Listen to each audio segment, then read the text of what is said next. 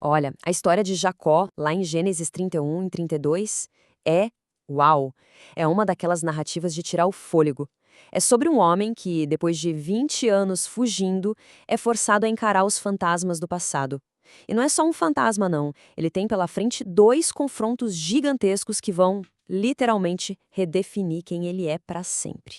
E essa pergunta, como enfrentar um passado do qual se foge, ela é o centro de tudo, né? É o coração da jornada de Jacó. Ele passou a vida fugindo, uma vida cheia de enganos, de conflitos, mas ele está prestes a descobrir que não dá para correr para sempre. O único jeito de seguir em frente é voltando para encarar o que ele mais teme. Vamos ver de perto como essas provações extremas podem, no fim, transformar as pessoas. Então vamos lá. A nossa história começa depois de 20 anos. 20 longos anos. Jacó está lá na Mesopotâmia, trabalhando para o sogro dele, Labão. Nesse tempo todo, ele construiu uma família, ficou bem rico, sabe? Mas o clima ficou péssimo. O ambiente virou tóxico e a tensão entre eles chegou num ponto que simplesmente não dava mais. E o que é muito interessante aqui é que não foi só uma coisinha que aconteceu. Foi um acúmulo de problemas. Pensa só, os filhos do Labão morrendo de inveja da riqueza dele. O próprio Labão já não olhava para ele com os mesmos olhos, sabe? A relação esfriou. E para piorar, a confiança foi para o espaço, porque o cara mudou o salário dele 10 vezes. E aí, para fechar com chave de ouro, vem uma ordem divina bem clara. Jacó, tá na hora de voltar para casa. Com esse cenário todo, o que Jacó faz? Ele toma uma atitude drástica. Sem pedir licença, sem dar tchau, nada. Ele espera o Labão sair, junta as esposas, os filhos, pega tudo que é dele e some. Desaparece. E é essa fuga, essa saída escondida, que vai armar o palco para o primeiro grande confronto que a gente vai ver. E como se não bastasse, para botar mais lenha na fogueira, acontece uma coisa totalmente inesperada. No meio da confusão da fuga, Raquel, uma das esposas de Jacó, vai lá e rouba os ídolos da casa do pai dela. O Jacó nem sonha que isso aconteceu, mas esse roubo vai ser o ponto principal da briga com Labão. Quase, mas quase mesmo estraga tudo. Claro que essa fuga não ia ficar em segredo por muito tempo, né? Assim que Labão descobre, ele fica furioso. Junta os parentes e sai numa perseguição implacável.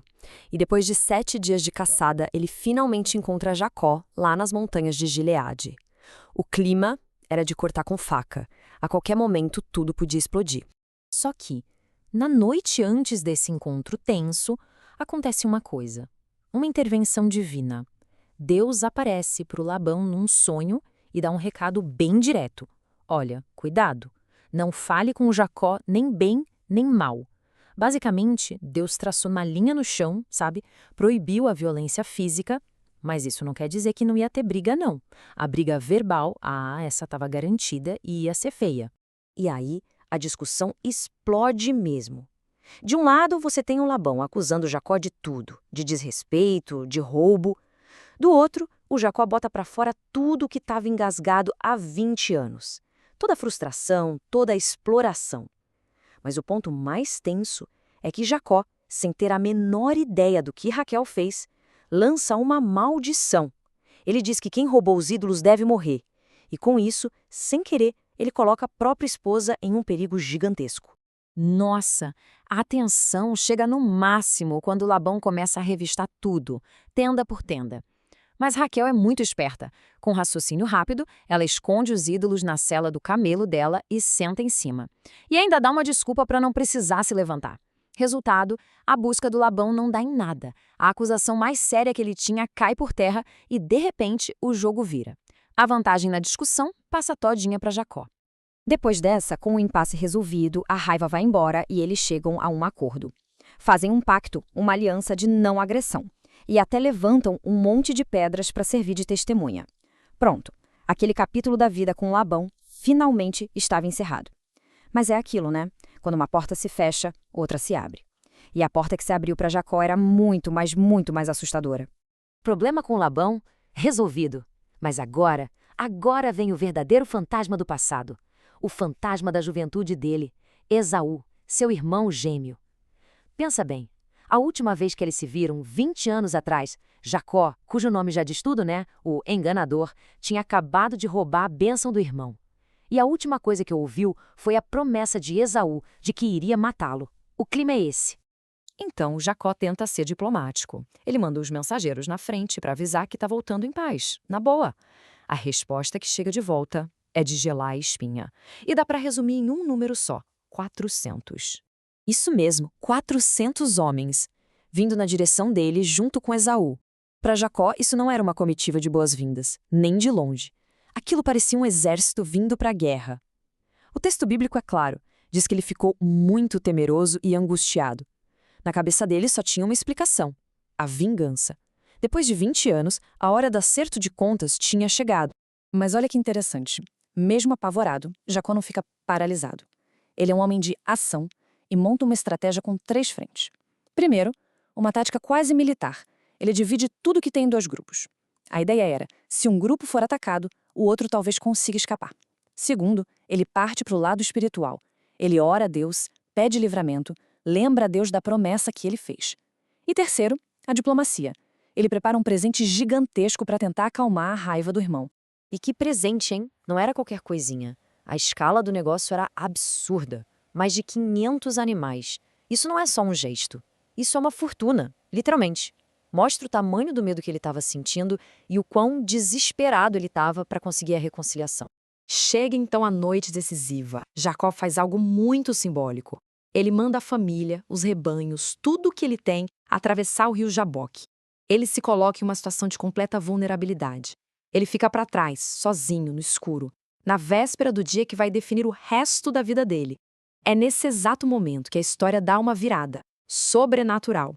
Do mais absoluto nada, uma figura aparece na escuridão e começa a lutar com ele. E não é uma briguinha, é uma luta corporal que dura a noite inteira.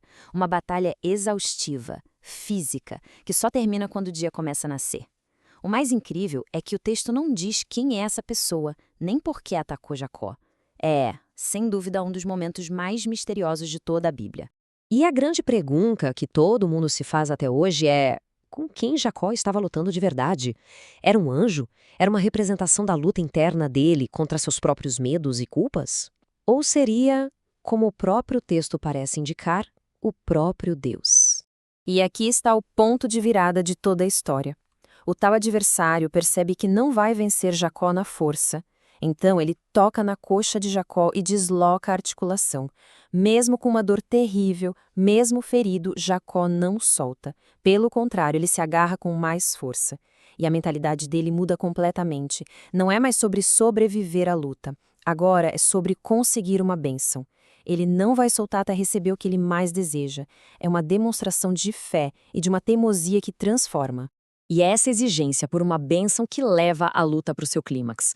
No final da noite, Jacó sai dali com uma lesão física, uma marca que vai carregar para o resto da vida, mas o que ele ganha em troca é infinitamente mais valioso. Ele ganha uma identidade nova. É isso mesmo. Seu adversário dá a ele um novo nome. Ele deixa de ser Jacó, que significa o suplantador, o enganador, e passa a ser Israel, que quer dizer aquele que luta com Deus. Pensa na profundidade disso. A identidade dele não vem mais da sua malandragem, das suas artimanhas. Vem da sua coragem de ter lutado com o próprio divino e de não ter desistido. E se restava alguma dúvida sobre com quem ele lutou, o próprio Jacó resolve a questão.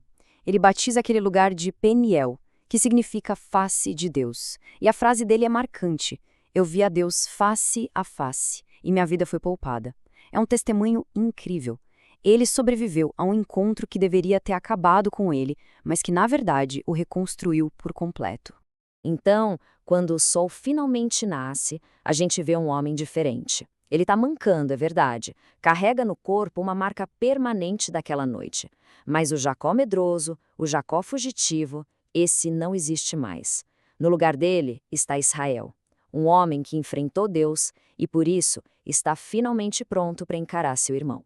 E isso nos leva à grande questão final, né? Depois de uma experiência dessas, de lutar com Deus, como é que vai ser o reencontro com o irmão? Como é que essa transformação interna vai impactar aquele confronto que ele passou 20 anos temendo? A resposta para isso não vai definir só o futuro de Jacó, mas o de toda uma nação. E quem sabe não ensina algo para a gente também, sobre como as nossas maiores lutas, no fundo, nos preparam para finalmente fazer as pazes com o nosso passado.